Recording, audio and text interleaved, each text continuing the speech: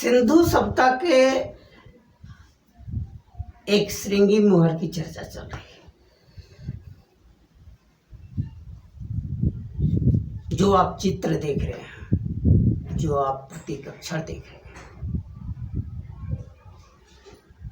वो एक दूसरे से कितना गहरा संबंध रखता है, यह ध्यान देने की बात है। गर्दन विकल्प का प्रतीक है। विकल्प यानी लक्ष्य एक विषय से नहीं सध रहा है तो दूसरे विषय से हम उसे साध लें।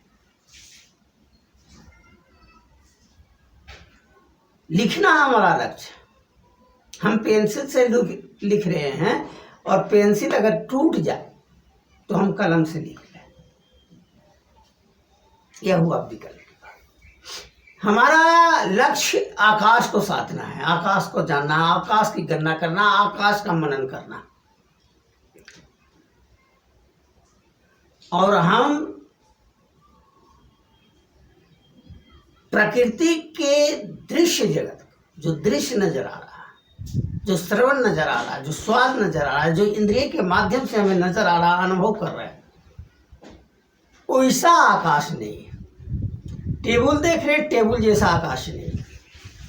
वृक्ष देख रहे हैं, वृक्ष जैसा आकाश नहीं। घर देख रहे हैं, घर जैसा आकाश नहीं। हम जो देख रहे हैं वैसा आकाश नहीं। यह विकल्प है। बदलती हुई परिस्थिति से हम आकाश की गणना कर लेते हैं। प्रकृति सतत है, लेकिन बदलते हुए क्रम में वह नष्ट हो रहा है और बन रहा है, बन रहा है और नष्ट हो रहा है, लेकिन सततता नजर आ रही है। प्रस्तुत चित्र में 4 डंडे की 3 लकीरें हैं, 3 लाइनें हैं। 3 की जो संख्या है, 3 लाइनों की जो संख्या है, वो सततता के बारे में बता रहा है। और जो 4 डंडे हैं वह विषय के बारे में बता रहा है। विषय सतत है, प्रकृति सतत है, यह बताया जा रहा है। गर्दन के पास इस अक्षर को बनाना, प्रकृति की सततता से आकाश का सततता का संबंध जुड़ा हुआ है। दोनों सतत है, प्रकृति बदलते हुए स्वरूप में सतत है और आकाश सतत है, अपरिवर्तनीय है। अब दूसरा अक्षर जो हम पूंछ की तरफ के जो देख रहे हैं, 4 डंडे हैं और चारों जाकर के एक जगह जाकर के मिल जाता है, यानी विचार, संकल्प, महत्वाकांक्षा और भोग आकाश उन्मुख हो गया। और ऊपर का जो आकृति आप देख रहे हैं उल्टा भी जैसा, वह महत्वाकांक्षा का प्रतीक है। और जो पड़ा हुआ 2 समानांतर डंडा है, स्मृति का प्रतीक है, यानी याद रखने योग्य है। 4 व्यक्त विषय को आकाश उन्मुख करने की जो महत्वाकांक्षा में हमारे दिमाग में है, मैंने महत्वाकांक्षा बनाए रखनी है। प्रकृति जो आकाश की ओर उन्मुख हो, उसकी स्मृति बनाऊंगा। यानी यह अक्षर कुछ वैसा ही है जैसा उर्दू के अक्षरों को हम मिलाकर करके शब्द बनाते हैं। बीच का अक्षर है संभाव का, संभाव के बारे में जानते हैं कि संभाव बना हुआ रखा है, तो दोनों के बीच में संभाव बना हुए रखना है।